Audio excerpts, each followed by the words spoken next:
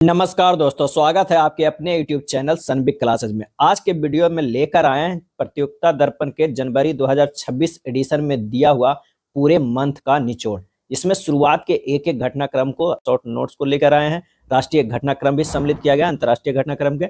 और इस बुक का जो सबसे इंपॉर्टेंट एक टॉपिक आता है सार संग्रह, जिसमें 130 महत्वपूर्ण प्रश्न रहते हैं, वो भी सम्मिलित किया गया है आज के वीडियो में। आप इसे अंत तक जरूर देखिए, काफी फायदा करेगा। अगर आप प्रतियोगिता दर्पण जनवरी 2025 से जनवरी 2026 तक के क्विक नोट्स पढ़ना चाहते हैं 13 मंथ का, तो आप जो है sanbic.com पे संपर्क कर सकते हैं। वहां से आप पीडीएफ डाउनलोड कर सकते हैं।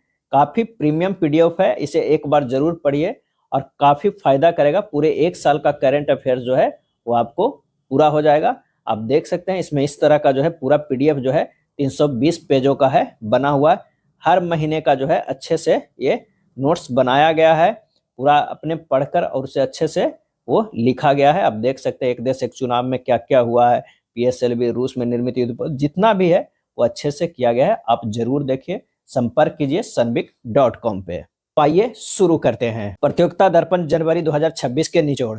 पहला है कि बिहार के 18वीं विधानसभा के लिए नवंबर 2025 में 2 चरणों में संपन्न चुनाव में एनडीए गठबंधन पूर्ण बहुमत में आया है। 18वीं विधानसभा चुनाव हुआ है नवंबर 2025 में, बिहार में 2 चरणों में हुआ है, जिसमें एनडीए गठबंधन पूर्ण बहुमत में आया है। नीतीश कुमार रिकॉर्ड जो है 10वीं बार मुख्यमंत्री बने। कितनी बार बने? 10वीं बार मुख्यमंत्री बने हैं। आम चुनाव की घोषणा 6 अक्टूबर 2025 को हुआ था। आम चुनाव की घोषणा पहला चरण जो है 6 नवंबर के हुआ था 121 सीटों के लिए। ये सब भी प्रश्न पूछा जा सकता है। दूसरा चरण 11 नवंबर के हुआ था 122 सीटों के लिए। विजय सीट की बात करें तो BJP 89 seat, JDU 85 seat, RJD 25, LJP जो है 19 सीट और कांग्रेस जो है 6 सीट। सबसे बड़ा पार्टी जो बन के उभरा है वो कौन बना? बीजेपी। क्या है? बीजेपी। 67.13% लोगों ने अपना मताधिकार का प्रयोग किया था। 67.13% लोगों ने। लालू यादव के बड़े बेटे तेज प्रताप यादव जनशक्ति जनता दल नाम से पार्टी का गठन किया था। एक भी सीट पर विजय प्राप्त नहीं कर सका। एक भी सीट पर जो है विजय प्राप्त नहीं कर सका। इस चुनाव में सबसे कम वोट से 27 वोट से जीत जनता दल यू के राधा चरण साहू ने संदेश सीट से दर्ज किया। सबसे कम वोट से 27 वोट से कौन? जनता दल यू के राधा चरण साहू। और सर्वाधिक जो है 73,572 मतों से जीत जनता दल यू के ही कलांधर मंडल ने रुपौली निर्वाचन क्षेत्र से। तो ये दोनों जो है वो ध्यान रखेगा। और इस चुनाव में जो है काफी इंपोर्टेंट 29 महिलाएं विधानसभा में पहुंचने में सफल रहे। 29 महिलाएं विधानसभा में पहुंचने में सफल रहे। अब आइए दूसरा न्यूज क्या था कि दिल्ली में लाल किले के निकट 10 नवंबर को भीषण विस्फोट हुआ।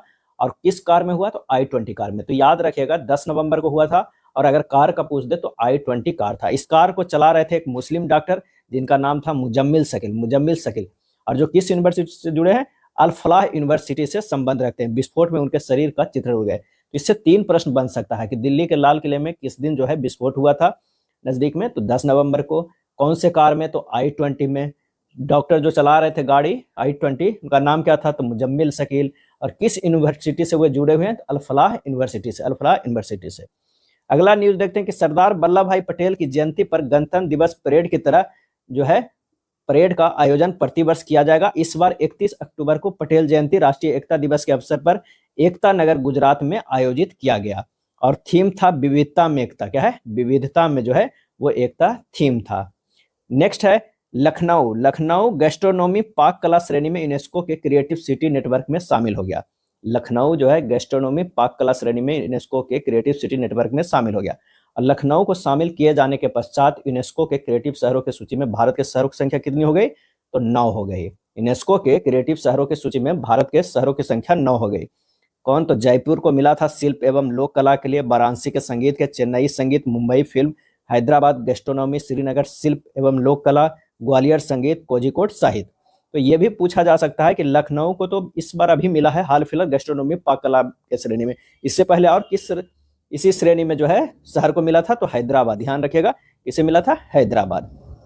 अगला है राष्ट्रीय गीत वंदे मातरम। राष्ट्रीय गीत वंदे मातरम की रचना के 150 वर्ष पूरे होने पर एक स्मारक डाक टिकट और 150 अंकित मूल्य का एक स्मारक सिक्का भी प्रधानमंत्री ने जो है वो जारी किया है। अब आइए वंदे मातरम के बारे में कुछ विशेष जान लेते हैं, जिससे प्रश्न जो है बार बार पूछा जाता है। तो वंदे मातरम गीत बंकिम चंद्र चटर्जी के द्वारा 7 नवंबर 1875 को 7 नवंबर 1875 को अक्षय नवमी के दिन लिखा गया था। यह ध्यान रखिएगा, अक्षय नवमी के दिन जो है वो लिखा गया था 7 नवंबर 1875 को। बाद में उनका उपन्यास आनंद मठ के एक अंश के रूप में साहित्यिक पत्रिका बंग दर्शन में यह प्रकाशित हुआ था। ये सारे प्रश्न बन सकते हैं, आनंद मठ, बंग दर्शन, अक्षय नवमी, 7 नवंबर 1875 को 150 वर्ष पूरे हुए, डाक टिकट जारी हुआ, ये सारे बन सकते हैं। अब पहली बार गाया गया था कलकत्ता अधिवेशन में, कब? तो 1896 में। क्या है? 1896 में। और उस समय अधिवेशन की अध्यक्षता रहमतुल्लाह सियानी कर रहे थे। ये भी पूछा जाता है कि जो कलकत्ता अधिवेशन 1896 में हुआ था जिसमें वंदे मातरम गाया गया था, उसकी अध्यक्षता कौन कर रहे थे? तो रहमतुल्लाह सियानी कर रहे थे। और रविन्द्रनाथ टैगोर के द्वारा जो है वो गाया गया था। और इनकी जो धुन बनाई गई थी जदुनाथ भट्टाचार्य के द्वारा। जदुनाथ भट्टाचार्य ने इसकी धुन बनाई थी और रविन्द्रनाथ टैगोर ने जो है कलकत्ता अधिवेशन के समय ये गाए थे। और इसे 24 जनवरी 1950 को संविधान सभा द्वारा अपनाया गया था। कब अपनाया गया था ये भी पूछा जाता है, 24 जनवरी 1950 को।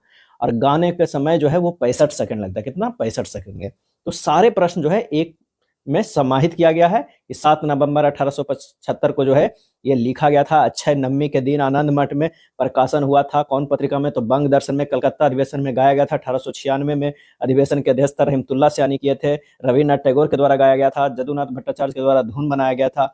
24 जनवरी 1950 को संविधान सभा द्वारा अपनाया गया था। अब आइए बात करते हैं अगले न्यूज के कि राष्ट्रपति द्रौपदी मुर्मू राफेल लड़ाकू विमान में उड़ान भरने वाली देश की पहली राष्ट्रपति।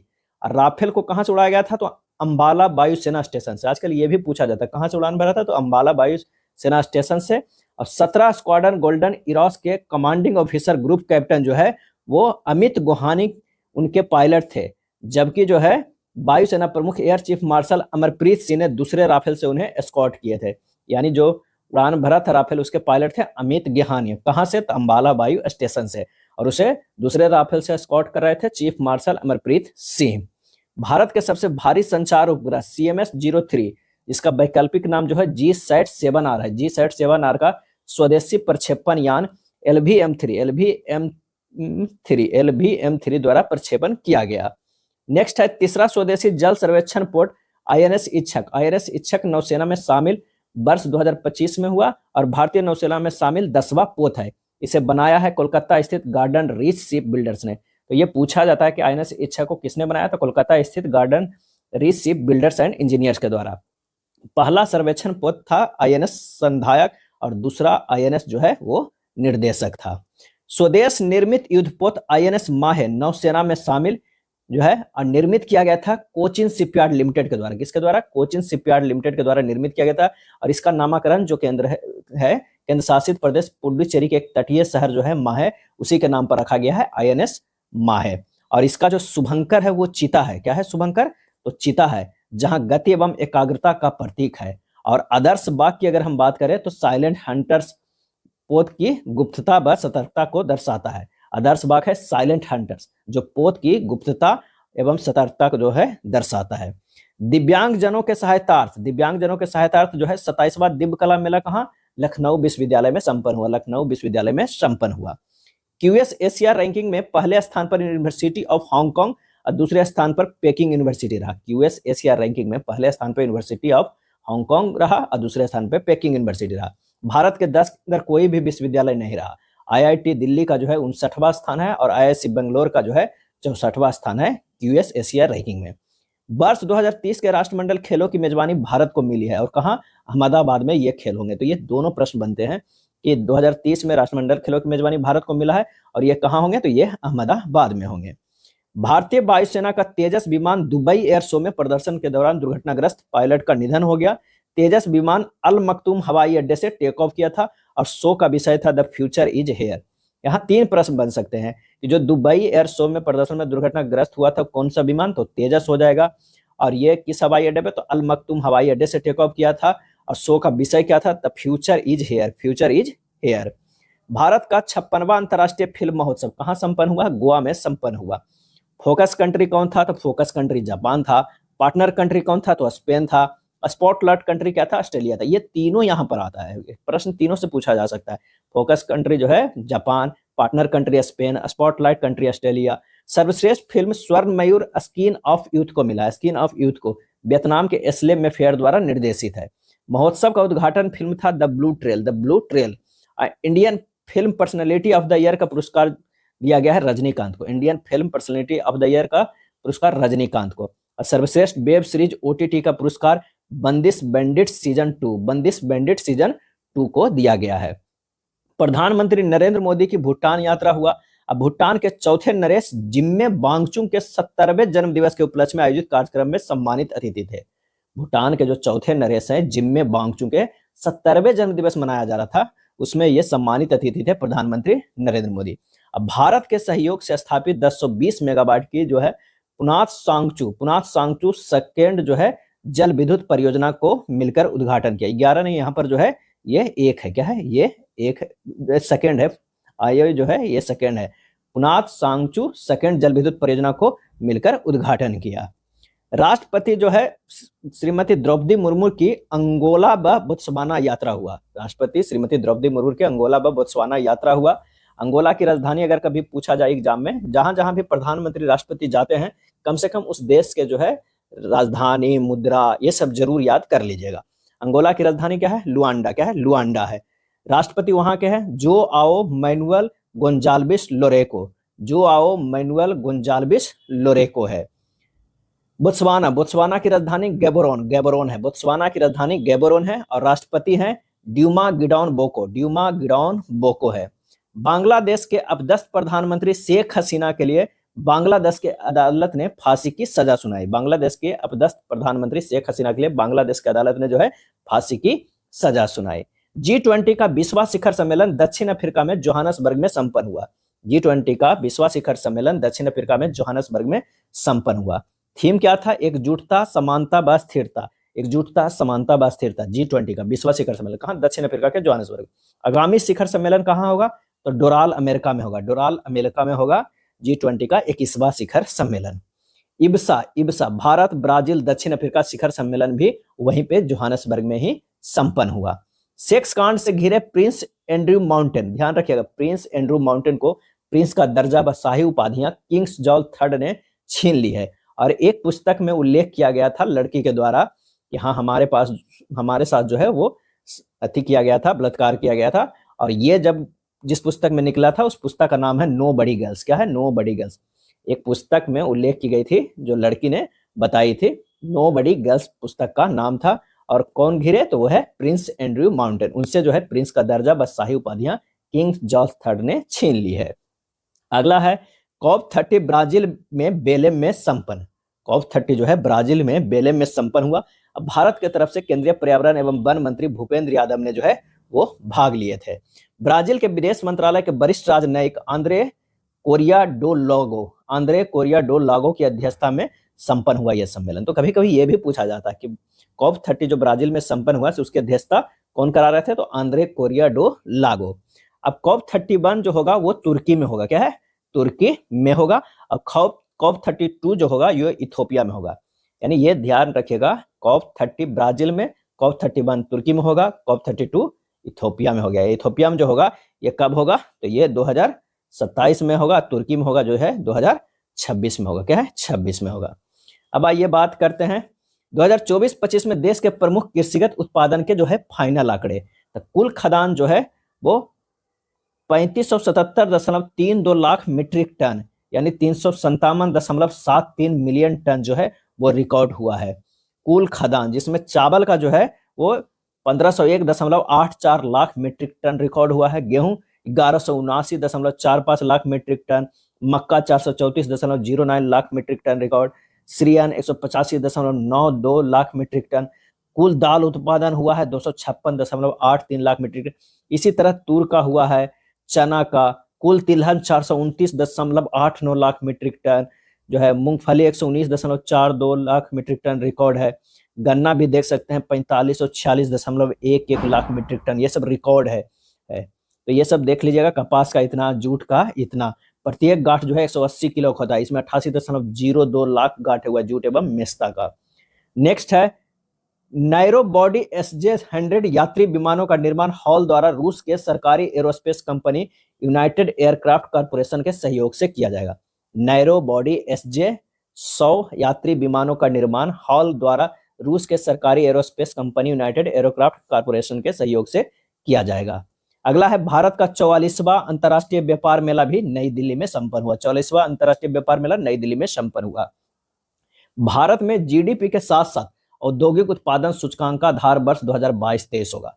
यानी आप ध्यान रखिएगा कि अगर आधार वर्ष नया जो होने वाला है 2026 से, वो 22-23 होने का, लेकिन दो चीज के लिए, जीडीपी के लिए और औद्योगिक उत्पादन सूचकांक के लिए। वर्तमान में इन गणनाओं के लिए 2011-12 को आधार वर्ष के रूप में उपयोग किया जाता है। एक और प्रश्न इसी में जुड़ता है, उपभोक्ता मूल्य सूचकांक का आधार वर्ष क्या होने वाला है, जो वर्तमान में 2012 है, इसे भी बदलकर 2024 किया गया है। ये ध्यान रखिएगा, 22-23 मत कर दीजिएगा। 22-23 जीडीपी और औद्योगिक उत्पादन सूचकांक है, लेकिन अगर उपभोक्ता मूल्य सूचकांक के आधार वर्ष पूछे तो 12 था, उसका डबल 24 कर दिया गया। पहले 11-12 था तो 11 के दुगुना कर दीजिए, 22-23 हो गया। इससे याद रखिएगा। सुझाव के लिए प्रोफेसर विश्वनाथ गोल्डार की अध्यक्षता में 26 सदस्य समिति का गठन किया गया है। तो अगर अध्यक्षता के भी अगर पूछ दे कि किन कौन है सुझाव के लिए, तो विश्वनाथ गोल्डार। अरविंद पनगड़िया की अध्यक्षता वाले 16वें वित्त आयोग ने अपनी रिपोर्ट राष्ट्रपति श्रीमती द्रौपदी मुर्मू को जो है वो सौंप दी है। नेक्स्ट है 8वें वेतन पे। 8वें वेतन आयोग के सदस्यों की नियुक्ति हो गई है। न्यायाधीश जस्टिस रंजना प्रकाश देसाई को आयोग का अध्यक्ष बनाया गया। प्रश्न बन सकता है कि 8वें वेतन आयोग के अध्यक्ष किसे बनाया गया है, तो न्यायाधीश जस्टिस रंजना प्रकाश देसाई को, जबकि भारतीय प्रबंधन संस्थान बेंगलुरु के प्रोफेसर पुलक घोष इसके सदस्य, अंशकालिक तथा पेट्रोलियम मंत्रालय के सचिव पंकज जैन इसके सदस्य सचिव बनाए गए हैं। अब नियुक्ति, जो इस महीने नियुक्ति हुई है, तो संजय गर्ग भारतीय मानक ब्यूरो के नए महानिदेशक हैं। विश्वजीत सहाय नए रक्षा लेखा महानियंत्रक हैं।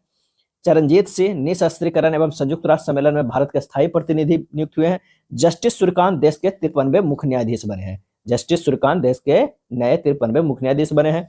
मिस्र के खालिद एल एनानी यूनेस्को के नए महानिदेशक बने हैं। मिस्र के खालिद एल एनानी। हंगरी मूल के ब्रिटिश लेखक डेविड अस्जेले को उनके उपन्यास फ्लैश के लिए वर्ष 2025 का बुकर पुरस्कार दिया गया। हंगरी मूल के ब्रिटिश लेखक डेविड अस्जेले को उनके उपन्यास फ्लैश के लिए वर्ष 2025 का बुकर पुरस्कार दिया गया। भारत की किरण देसाई की पुस्तक the loneliness of Sonia and Sunny भी अल्प सूचीबद्ध थी। किरण देसाई को उनके उपन्यास द इनहेरिटेंस ऑफ लॉस के लिए वर्ष 2006 में बुकर पुरस्कार मिल चुका है। यानी किरण देसाई को भी जो अल्प सूचीबद्ध थी इस साल के लिए जो है वो बुकर पुरस्कार के लिए, लेकिन मिला फ्लैश को, और उसके लेखक हैं डेविड अस्जेले। और जो किरण देसाई की पुस्तक था the loneliness of Sonia and Sunny, ये भी अल्प सूचीबद्ध है। किरण देसाई को जो है उनके उपन्यास द इनहेरिटेंस ऑफ लॉस के लिए वर्ष 2006 में बुकर पुरस्कार जो है वो मिल चुका है। बुकर पुरस्कार की शुरुआत जो है 1969 ईस्वी में हुआ था। अब तक भारत के 3 भारतीय मूल के और 2 अन्य साहित्यकारों को यह पुरस्कार मिला है, यानी 5 लोगों को मिला है। कौन कौन? अरविंद अडिग को द व्हाइट टाइगर 2008 में मिला है। किरण देसाई को 2006 में द इनहेरिटेंस ऑफ लॉस के। अरुंधति राय को मिला था the God of small things के लिए। सलमान रश्दी को मिला था मिडनाइट चिल्ड्रन के लिए 1981 में। BS नैपाल को मिला था इन ए फ्री स्टेट के लिए 1971 में। तो ये ध्यान रखिएगा, ये जो हमारा 5 है वो मिला, जिसमें 3 भारतीय मूल के और 2 अन्य साहित्यकारों को जो है ये मिला है। भारत के मतलब 3 मिला है और भारतीय मूल के 2 को मिला है। अब नेक्स्ट आते हैं, देखते हैं विख्यात मूर्तिकार राम सुतार। क्या है? विख्यात मूर्तिकार राम सुतार को महाराष्ट्र शासन के वर्ष 2024 के महाराष्ट्र भूषण पुरस्कार दिया गया है। राम सुतार को जो है महाराष्ट्र शासन के वर्ष 2024 के महाराष्ट्र भूषण पुरस्कार दिया गया है। राष्ट्रीय जल पुरस्कार 2024 में आ जाते हैं तो सर्वश्रेष्ठ राज्य प्रथम महाराष्ट्र आता है जल पुरस्कार में। ध्यान रखिएगा, इंदौर मत टिक लगा दिए। महाराष्ट्र, दूसरा स्थान गुजरात और तीसरा जो है हरियाणा। सर्वश्रेष्ठ जिला उत्तर जोन में मिर्जापुर यूपी, पूर्वोत्तर में सिपाही जला त्रिपुरा, पश्चिम खरगोन MP, पूर्वी राजनांदगांव छत्तीसगढ़, दक्षिण तिरुवनंतपुरम तमिलनाडु। शांति और निरस्त्रीकरण एवं विकास हेतु वर्ष 2024 का इंदिरा गांधी अंतर्राष्ट्रीय पुरस्कार चिली के पूर्व राष्ट्रपति मिशेल बैचलेट को प्रदान किया गया है। शांति, निरस्त्रीकरण एवं विकास हेतु वर्ष 2024 का इंदिरा गांधी अंतर्राष्ट्रीय पुरस्कार चिली के पूर्व राष्ट्रपति मिशेल बैचलेट को प्रदान किया गया और इसकी स्थापना जो है 1986 में हुई थी। नेक्स्ट है चेक गणराज्य की नताली पुस्किनोवा को मिस अर्थ 2025 का ताज मिला है। चेक गणराज्य की नताली पुस्किनोवा को मिस अर्थ 2025 का ताज मिला है। मैक्सिको की फातिमा बॉस को मिस यूनिवर्स 2025 का ताज आयोजन थाईलैंड में किया गया। मैक्सिको की फातिमा बॉस को मिस यूनिवर्स 2025 का ताज मिला है और इसका आयोजन कहाँ हुआ था? थाईलैंड में किया गया था। 2025 की मिस इंटरनेशनल प्रतियोगिता का ताज कोलंबिया की कैटालिना ड्यूक के नाम रहा। अब आइए निधन जो इस मंथ हुआ था गोपीचंद हिंदुजा का। ये जो न्यूज है वो दिसंबर महीना का रहता है, लेकिन ये जो प्रिंट होता है वो जनवरी 2026 करके आता है। गोपीचंद हिंदुजा, रामदरस मिश्र, कामिनी कौशल, धर्मेंद्र, जिनका पूरा नाम जो है केवल कृष्ण था। क्या है? केवल कृष्ण था। बुक में अगर हम देख लेते हैं तो the magic of last earnings, the magic of last earning पुस्तक के लेखक हैं सुधा मूर्ति। क्या है? सुधा मूर्ति हैं। The loneliness of Sonia and Sunny, the loneliness of Sonia and Sunny पुस्तक के लेखक किरण देसाई। क्या है? किरण देसाई, जो बुकर 2000 पुरस्कार 2025 के लिए जो है अल्पसूचीबद्ध भी था। यह है 2025 के बुकर पुरस्कार के लिए अल्पसूचीबद्ध भी था। फ्लैश, फ्लैश डेविड अस्जेलेग है और इन्हें जो है मिला है बुकर पुरस्कार 2025 के बुकर पुरस्कार से पुरस्कृत भी है। फ्लैश। द बीडो, द बीडो के लेखक हैं जॉन ग्रिशम। क्या है? John Grisham. सरदार वल्लभ भाई पटेल की 150वीं जयंती 31 अक्टूबर को मनाएगा और इस प्लस में गणतंत्र दिवस परेड के तर्ज पर भव्य परेड का आयोजन एकता नगर के केवड़िया में किया गया और विशेष डाक टिकट एवं 150 रुपया का मूल्य स्मारक सिक्का भी जारी किया गया था। भगवान श्री साईं बाबा के जन्म शताब्दी के उपलक्ष्य में 100 रुपया का स्मारक सिक्का एवं डाक टिकट भी जारी किया गया। काहिरा के निकट गीजा के पिरामिड के निकट विश्व का सबसे बड़ा म्यूजियम दर्शकों के लिए खोला गया है।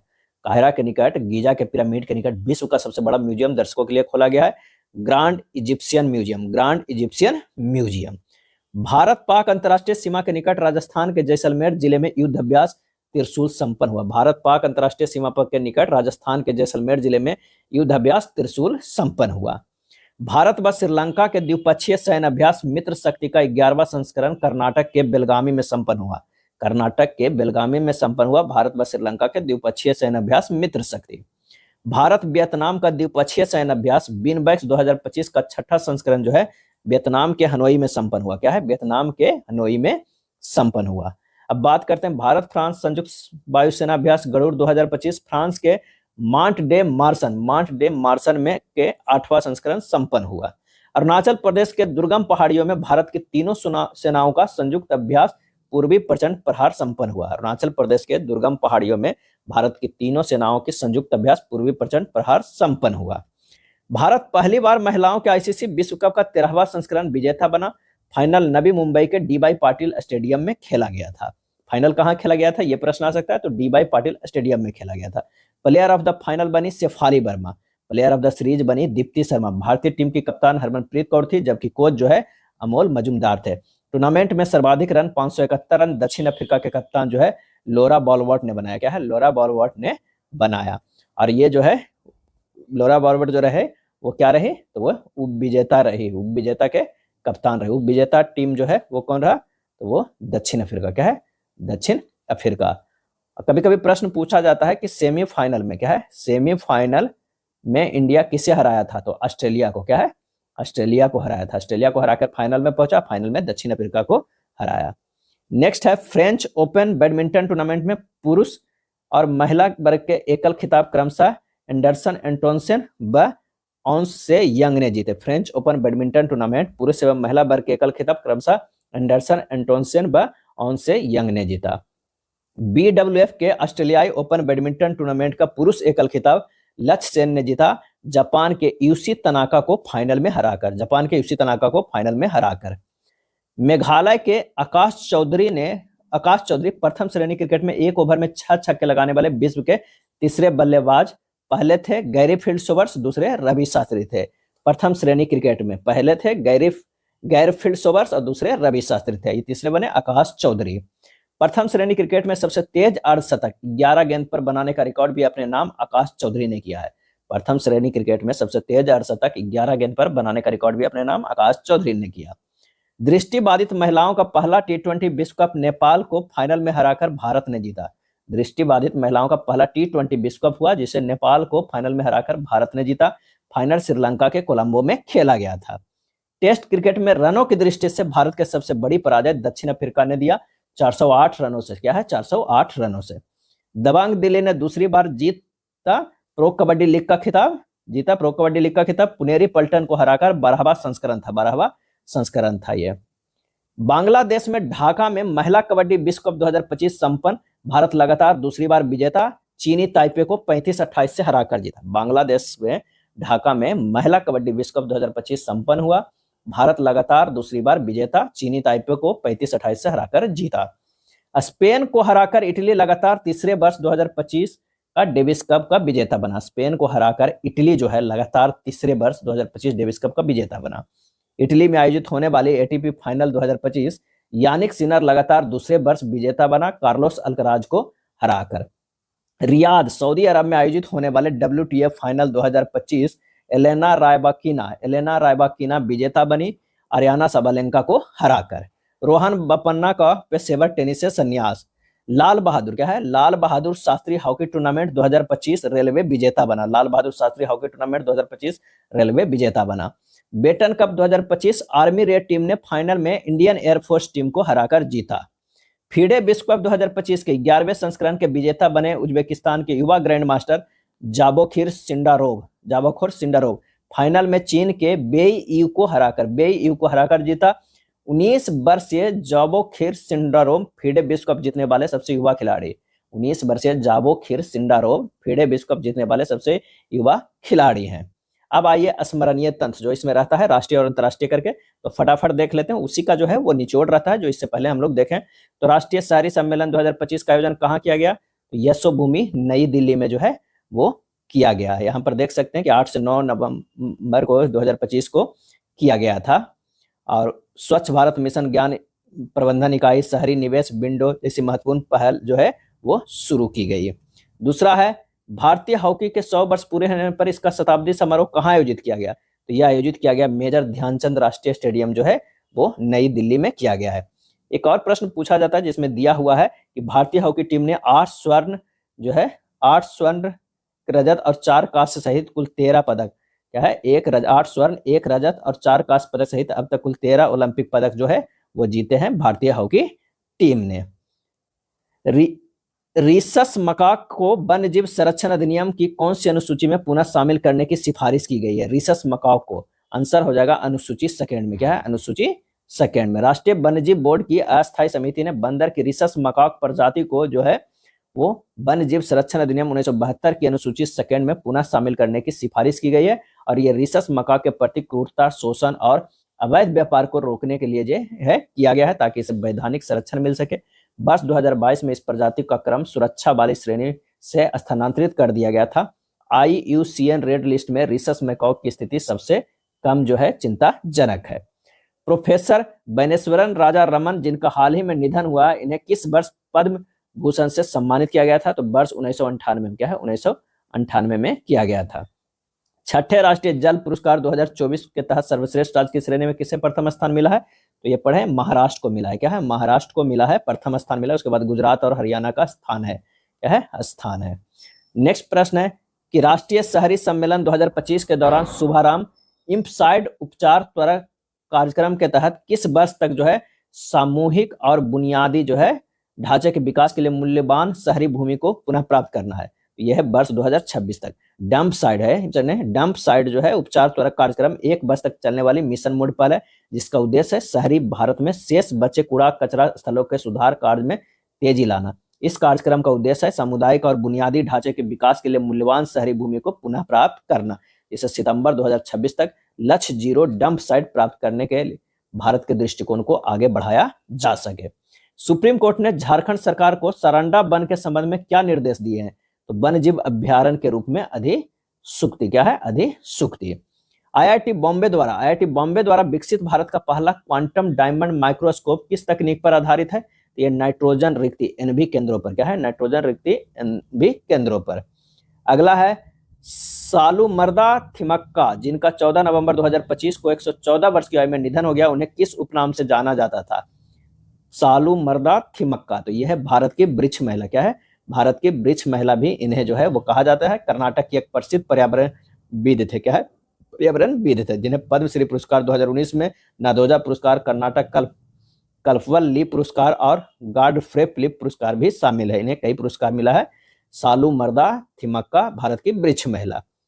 गोगाबिल झील जिसे भारत का जो है 94वां रामसर स्थल घोषित किया गया, किस राज्य में यह अवस्थित है?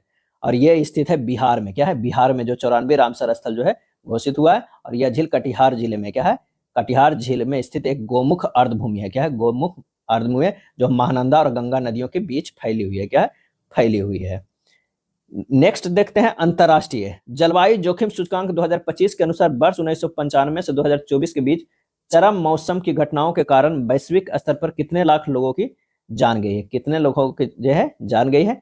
8.32 लाख के, क्या है? 8.32 लाख के।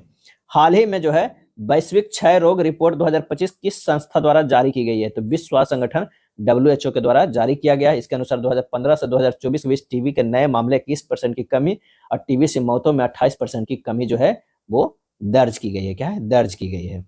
अगला है डेविड एसजेले को उनके किस उपन्यास के लिए वर्ष 2025 का बुकर पुरस्कार प्रदान किया गया? तो फ्लैश के लिए। क्या है? फ्लैश के लिए जो है ये 2025 का बुकर प्रदान जो है ये किया गया है।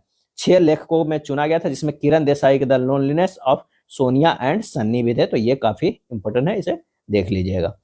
लेसेंट काउंटडाउन रिपोर्ट 2025 के अनुसार 1990 के बाद गर्मी से होने वाले मौतों में कितनी वृद्धि हुई है?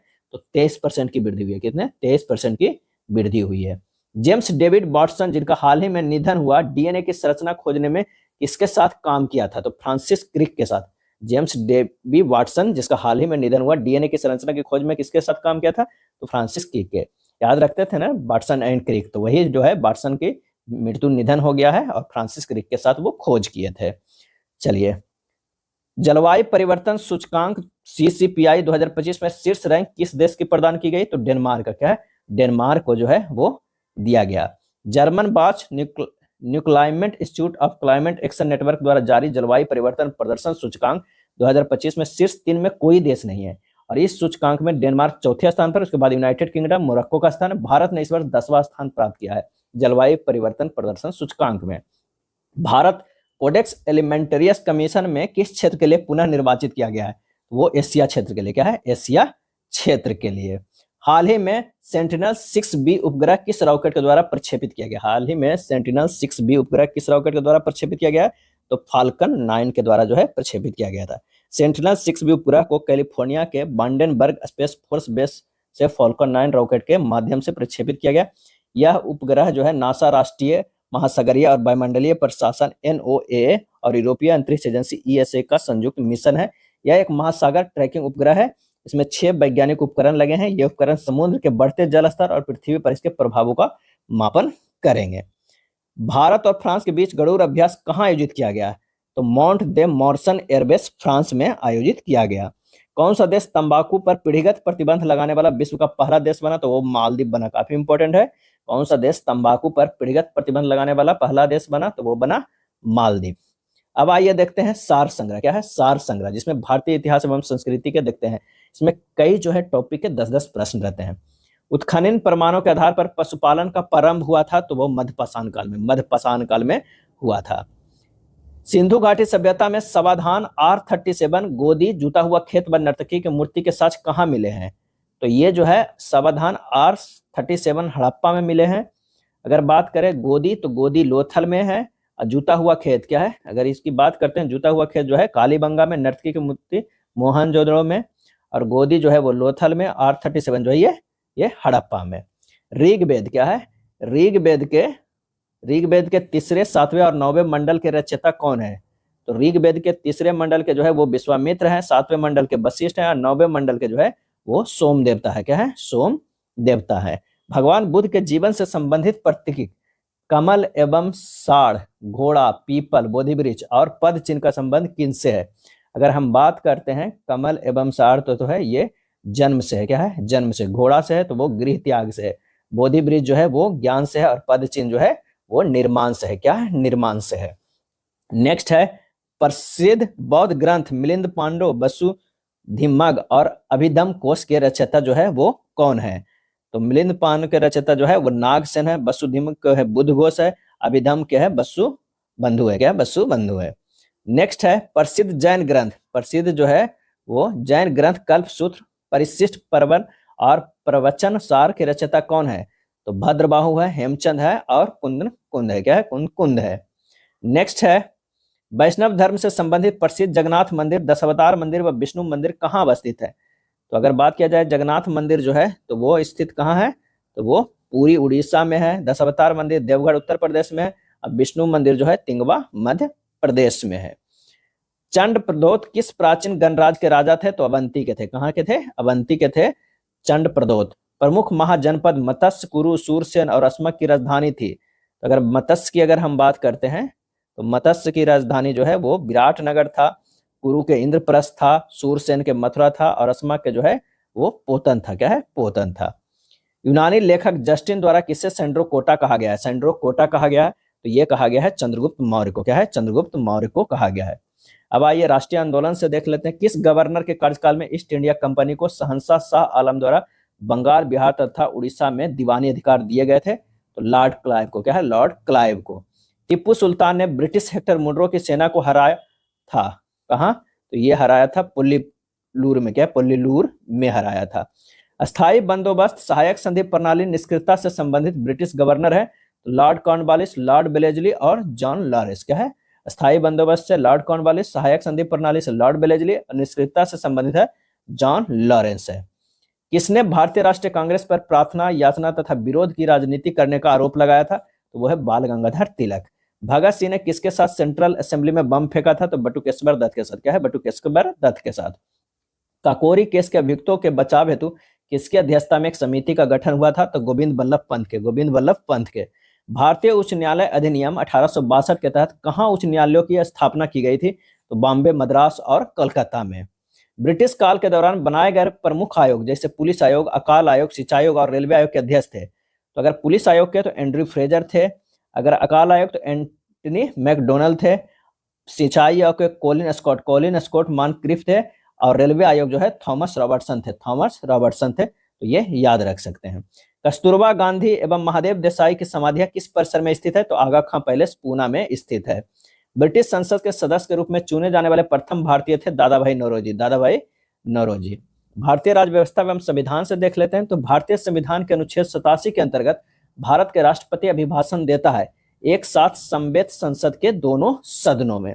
भारतीय संविधान का कौन सा अनुच्छेद अवशिष्ट शक्तियों के संबंध में प्रावधान करता है? तो अनुच्छेद जो है वो 248 है। भारत की संचित निधि से निधि निकालने के लिए किसका अनुमोदन अनिवार्य है? तो भारत की संसद की। क्या है? भारत की संसद की।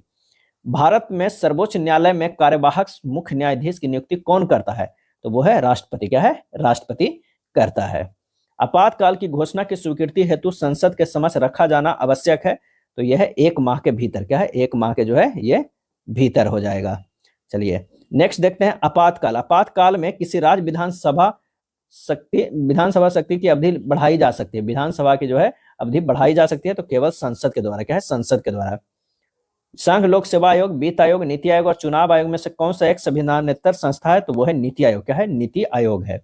भारत में लोकपाल और लोकायुक्त अधिनियम 2013 के प्रावधानों के तहत मार्च 2019 में गठित लोकपाल संस्था के अध्यक्ष थे तो न्यायाधीश पिनाकी चंद्र घोष। संयुक्त राष्ट्र द्वारा मानव अधिकारों को विश्वव्यापी घोषणा को कब अपनाया गया था?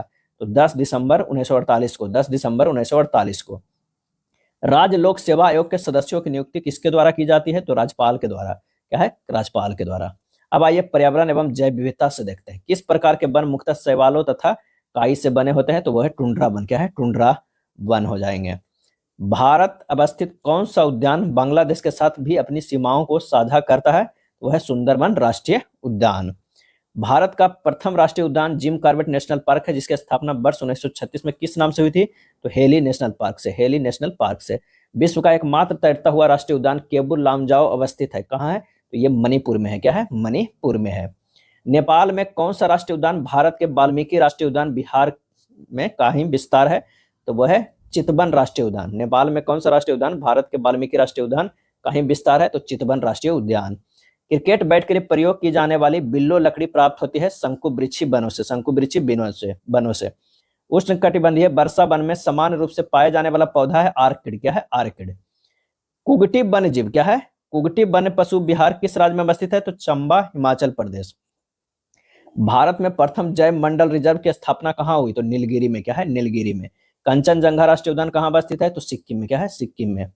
भारत एवं विश्व का भूगोल देख लेते हैं। किन्हीं दो समानांतर अक्षांश रेखाओं की मध्य की दूरी लगभग कितनी होती है?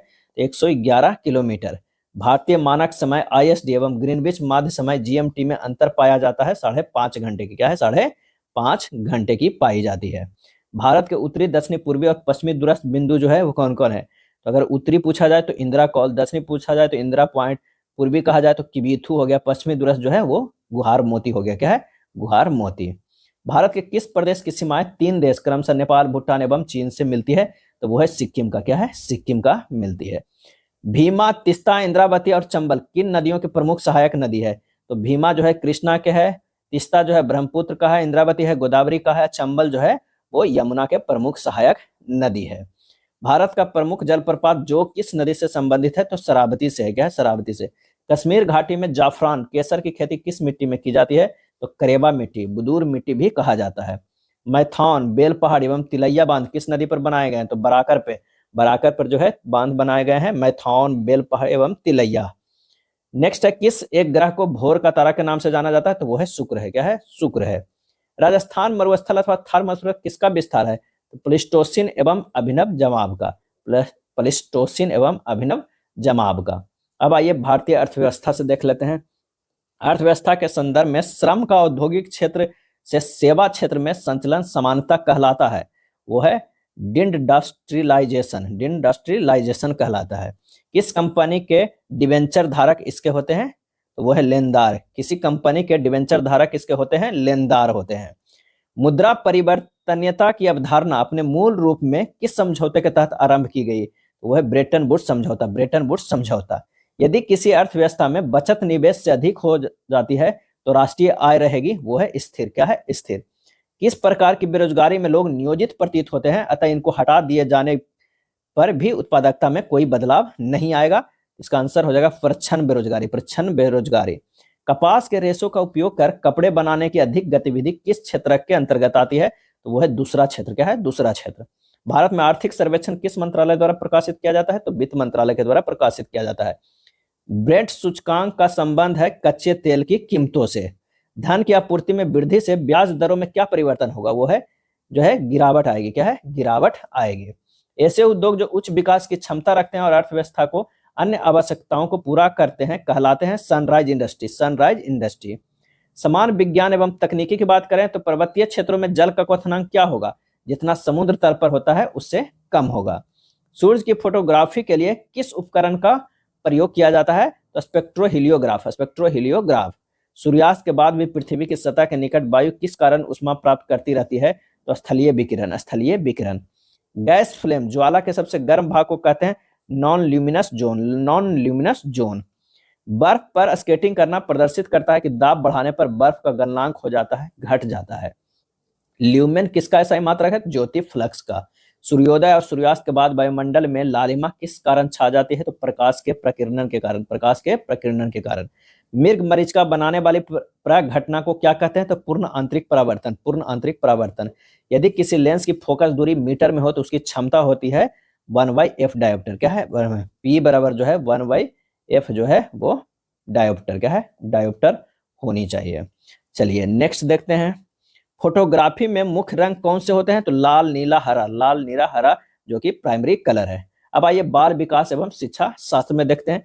नए रचनात्मक कार्यों को सीखने पर कौन सा सिद्धांत उपयोगी है? तो अंतर्दृष्टि का सिद्धांत। संवेदी गंत्यात्मक अवस्था को किस और नाम से जाना जाता है? तो इंद्रियजन अवस्था से, इंद्रियजन अवस्था से। लिखना, पढ़ना, बोलने संबंधी विकार को किस नाम से जाना जाता है? डिस्पेक्सिया से, डिस्पेक्सिया से। गिलफोर्ड ने सृजनशीलता के 4 तत्व कौन से बताए हैं? तो लोचशीलता, मौलिकता, अपसारीशीलता और केंद्र विमुख। बुद्धि का संज्ञानात्मक सिद्धांत किसने दिया है? तो जीन पियाजे ने। क्या है? जीन पियाजे ने दिया है। सृजनशीलता मौलिक परिणामों के अभिव्यक्त करने की मानसिक क्रिया है, यह कथन किसका है? क्रो एंड क्रो को, क्रो एंड क्रो को सृजनशीलता मौलिक परिणामों को अभिव्यक्त करने की मानसिक क्रिया है। सीखने की प्रक्रिया के अंतर्गत शिक्षा मनोवैज्ञानिक अध्ययन करता है प्रेरणा व पुनर्बलन के प्रभाव को। विकासात्मक पद्धति को कहते हैं उत्पत्ति मूलक विधि। कितने माह के शिशु प्रौढ़ व्यक्ति को मुख मुद्रा को पहचानने लगता है? तो 4 से 5 माह। बाल विकास की दृष्टि से सर्वाधिक समस्या का काल है शैशवावस्था। क्या है? शैशवावस्था। अब संप्रेषण एवं संचार के देख लेते हैं। ईमेल, फैक्स, टेलीफोन और पत्र में से मौखिक संचार का उदाहरण है टेलीफोन है। मुख से बोलते हैं टेलीफोन में। किस प्रकार के संचार से समय की बचत होती है? मौखिक संचार से। संचार चक्र संकेतों के विचारों में पुनः अनुवादित करने की प्रक्रिया को क्या कहा जाता है? डिकोडिंग। क्या है? डिकोडिंग। ज्ञापन किस प्रकार के संचार का उदाहरण है? तो आंतरिक संचार। क्या है? आंतरिक संचार। ग्रेप वाइन संचार किस प्रकार के संचार से जुड़ा हुआ है? तो वो है विस्तार से। अर्थ, समय और दूरी शब्दों की व्याख्या में संचार की भौतिक बाधाएं हैं, वो है समय और दूरी। कैसा संचार लंबे संदेश के लिए अनुप्रयुक्त है? तो वो है मौखिक। क्या है? मौखिक। परामर्श के माध्यम से समझौते पर पहुंचने की प्रक्रिया है सर्वसम्मति। क्या है? सर्वसम्मति। संप्रेषण में डेटा की व्याख्या के बाद समानता किया जाता है सुझाव। चेहरे के भाव और हाव भाव को कैसे संचार के रूप में जाना जाता है? मौखिक संचार में। अब आइए कंप्यूटर ज्ञान देख लेते हैं। प्रथम कंप्यूटर नियंत्रक रोबोट कब बनाया गया था? तो वर्ष 1960 में। सिम कार्ड का विस्तारित रूप है subscriber identity module. Subscriber identity module. पहला कंप्यूटर भारत में कब और कहां लगाया गया था? आईएसओ कोलकाता 1952 में। कंप्यूटर साक्षरता दिवस कब मनाया जाता है? तो 2 दिसंबर को मनाया जाता है। IBM PC कब विकसित हुआ था? तो वर्ष 1981 में। लाइन प्रिंटर की गति की इकाई क्या है? तो लाइन प्रति मिनट। सबसे पहला माइक्रो कंप्यूटर है अल्टेयर 8800। अल्टेयर 8800। डिजिटल कंप्यूटर का समानता किस सिद्धांत पर कार्य आधारित है? तो वो है गणना पर। क्या है? गणना पर। समानता कंप्यूटर की मेमोरी में कौन से चिप होते हैं? तो रैम, रोम और प्रोम होते हैं। बेसिक्स कंप्यूटर भाषा आई चतुर्थ पीढ़ी में। क्या है? चतुर्थ पीढ़ी में। अब आइए कृषि से देख लेते हैं। समानता चावल के आदर्श जलवायु वार्षिक वर्षा और तापमान आदर्श के रूप में माना जाता है। तो वार्षिक वर्षा 200 सेंटीमीटर और तापमान जो है 25 सेंटीग्रेड। किस फसल को अनाज की रानी के रूप में जाना जाता है? तो वो है मक्का को। मक्का को अनाज की रानी के रूप में। रेशम के कीड़े जिन्हें कोकून कहते हैं किस पेड़ की पत्तियों की भोजक है? तो वो है शहतूत के। भारत में खरीफ और रबी फसल की बुआई समानता की जाती है जून, सितंबर और अक्टूबर, नवंबर में। सब्जी एवं फूल वाली फसलों का अध्ययन कहलाता है हॉर्टिकल्चर। क्या है? हॉर्टिकल्चर। मूंगफली फसल में लगने वाला प्रमुख रोग है टिक्का रोग। क्या है? टिक्का रोग है। विश्व में धान की प्रथम बौनी किस्म कौन सी है? तो IR8। IR8। पंथ जी 114 किस फसल की एक प्रमुख किस्म है? तो यह है चना की। क्या है? चना की। बौना पौधा उगाने की कला को कहा जाता है बोनसाई। क्या है? बोनसाई। धान में प्रसिद्ध खैरा रोग किसकी कमी के कारण होता है? तो वो है जिंक का। क्या है? जिंक का। अब आइए खेलकूद से देख लेते हैं। भारत ने दक्षिण अफ्रीका को महिला वनडे विश्व कप फाइनल में हराकर अपना पहला खिताब जीता। इससे पहले भारत ने किन वर्षों में महिला ODI विश्व कप का फाइनल खेला था? तो 2005 में भी खेला था और 17 में, लेकिन जीता नहीं था। पहली बार वो जीते हैं। दीप्ति शर्मा, शेफाली वर्मा और श्री चरनी का संबंध किस खेल से? तो महिला क्रिकेट से है। क्रिकेट के किस मैदान को क्रिकेट का मक्का कहा जाता है? तो द लॉर्ड्स, जो कि लंदन में है। वर्तमान में BCCI का अध्यक्ष कौन है? मिथुन मनहास। मिथुन मनहास। किस स्थान को इंडियन फुटबॉल का मक्का नाम से जाना जाता है? तो कोलकाता को। कोलकाता को। रग्बी फुटबॉल में प्रत्येक पक्ष में खिलाड़ियों की संख्या कितनी होती है? तो 15। किस टेनिस टूर्नामेंट को प्राय रौला गैरो कहा जाता है? तो फ्रेंच ओपन को। क्या है? फ्रेंच ओपन को। लाल टेनिस में वह शॉट जो हीटर द्वारा सिर के ऊपर से सर्विस के रूप में मारा जाता है कहलाता है स्मैथ। क्या है? स्मैथ। टेनिस में ग्रैंड स्लैम जीतने वाले पहले भारतीय खिलाड़ी थे महेश भूपति। फ्रेंच मिश्रित युगल 1997 में जीते थे। बेटन कप किस खेल से संबंधित है? तो हॉकी से। क्या है? हॉकी से। अब विविध देख लेते हैं। ताकसांग पर्यटन स्थल किस देश में अवस्थित है? ताकसांग पर्यटन स्थल तो वो भूटान में है। मतनचेरी पैलेस कहाँ स्थित है? केरल में। क्या है? केरल में। किमोनो किस एशियाई देश की परिधान शैली है? तो जापान के। द गीता फॉर चिल्ड्रन नामक पुस्तक की लेखिका कौन है? रूपा पाई। क्या है? Rupa Pai. The Gita for children. Prison diary के लेखक JP Narayan. JP Narayan. FICCI का विस्तार है federation of India chamber of commerce and industry. Myanmar की मुद्रा को किस नाम से जाना जाता है? तो क्यात के नाम से। क्यात के नाम से। खाद्य और कृषि संगठन का मुख्यालय कहाँ स्थित है? तो रोम में। क्या है? रोम में है। संयुक्त राष्ट्र का ग्रीन जलवायु कोष का मुख्यालय जो है वो किस देश में है? तो दक्षिण कोरिया में। क्या है? दक्षिण कोरिया में। भारतीय सेना का तोपखाना विद्यालय स्कूल ऑफ आर्टिलरी कहाँ स्थित है? तो यह देवलाली नासिक में है। क्या है? देवलाली नासिक में। ये था जनवरी 2026 के प्रतियोगिता दर्पण के अंदर जितने भी मटेरियल दिए जाते हैं करंट अफेयर्स के, उसका निचोड़ था। अगर वीडियो अच्छा लगा तो लाइक एंड शेयर कर दीजिएगा। धन्यवाद।